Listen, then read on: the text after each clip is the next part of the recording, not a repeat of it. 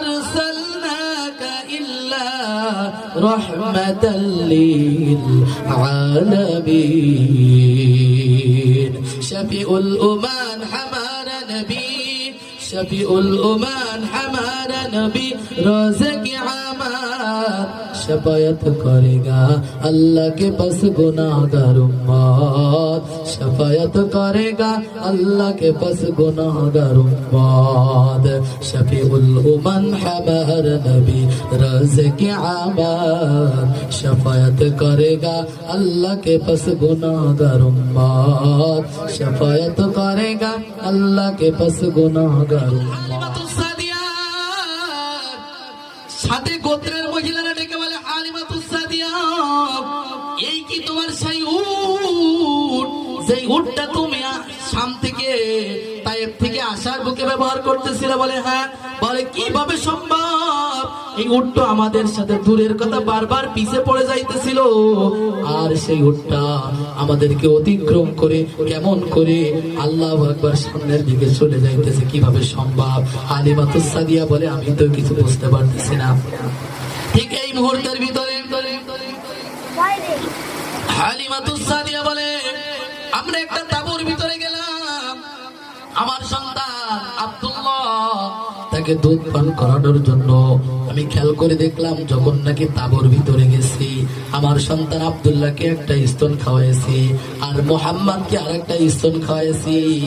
আমার সন্তান রাত্রে বেলায় দুধ পাইতো না সারা রাত দুধের জন্য কান্নাকাটি করতো একটু সাউন্ডটা বাড়াতো দুধের জন্য কান্নাকাটি করতো হালিমাতুস সাদিয়া বলে যখন নাকি মুহাম্মদ সাল্লাল্লাহু আলাইহি সাল্লাম আমার স্তনের ভিতরে মুখ দিয়েছে আল্লাহ পাক রব্বুল আলামিন আমার দুইটা স্তনি দুধে পরিপূর্ণ করে দিয়েছে বলি সুবহানাল্লাহ এবার আমরা তাকায় দেখলাম বাইরে দিকে আমাদের যে উটনিটা ছিল উটের ওলানের ভিতরে দুধ পরিপূর্ণ হয়ে গেছে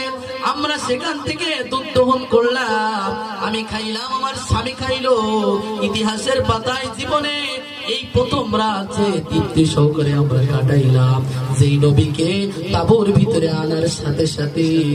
আল্লাহ পাক রব্বুল আলামিন রহমত আর বরকত শুরু করে দিয়েছে বলি সুবহানাল্লাহ রহমতে আলম আমার প্রিয় নবীর নাম সাহাবীরা আতর বানাই ওই নবীজির ঘাম বলেন না রহমতে আলম আমার প্রিয় নবীর নাম সাহাবীরা আতর বানাই ওই নবীজির ঘাম শোনো মানো জানো নাকি আমার নবীজি যার জন্য পাগল আসমান ও জমিন শোনো মানো জানো কেমন আমার নবীজি যাহার প্রেমে পাগল পারা আসমান ও জমিন তোমরা আরো শুনবানি সুন্দর কাহিনী আরো শুনবানি সুন্দর কাহিনী জান্নাতের ওই রুমে রুমে লেখা নবীর নাম আল্লাহু আকবার বলেন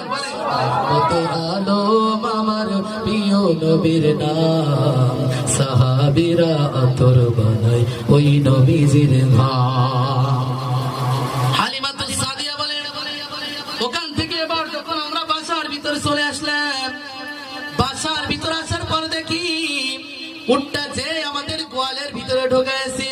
দেখি প্রত্যেকটা উটের ওলানের ভিতরে দুধ পরিপূর্ণ হয়ে গেছে আবার ওই সময় তায়েফের ভিতরে খুব দুর্ভিক্ষ চলতেছিল খুব কষ্টের বছর ছিল ওটা আমাদের জন্য তাকায় দেখলাম গাছের ভিতরে খেজুরি একেবারে পরিপূর্ণ হয়ে গেছে আমার সংসারে রহমত আর বরকত দ্বারা ভরপুর হয়ে গেছে আল্লাহ পাক রব্বুল আলামিন নবীকে ডেকে বলেন আমার নবীকে তো আমি রহমত করে পাঠাইছি নবীকে যারাই ভালোবাসবে যারাই মহব্বত করবে তাদেরকে আমি আল্লাহ পাক রব্বুল আলামিন রহমত আর বরকত দ্বারা ভরপুর করে দেব বলি সুবহানাল্লাহ এবার ওই তায়েফের এলাকার বাসীর লোকজনেরা প্রত্যেকটা গোত্রের মানুষেরা তাদের রাখালকে ডেকে বলে এ রাখালরা হালিমাতুস সাদিয়ার উট যেই ভূমিতে চারণ বিচরণ করে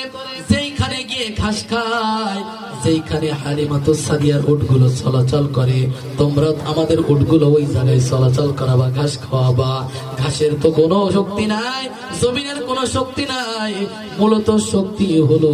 আল্লাহ পাক রব্বুল আলামিন তিনার নবীর মাধ্যম দিয়ে দেখিয়ে দিয়েছে। বলি সুবহানাল্লাহ। ওয়া মা আরসালনাকা ইল্লা রাহমাতাল লিল আলামিন। শফিউল উমান হামারা নবী, শফিউল উমান হামারা নবী, রোজে কিয়ামত शफायत करेगा अल्लाह के पास गुनाहगार उम्मत, शफायत करेगा अल्लाह के पास गुनाहगार उम्मत। शफीउल उमम हमार नबी रोज़ क़यामत, शफायत करेगा अल्लाह के पास गुनाहगार उम्मत, शफायत करेगा अल्लाह के पास गुनाहगार उम्मत। ए मुसलमान अल्लाहर गोलाम।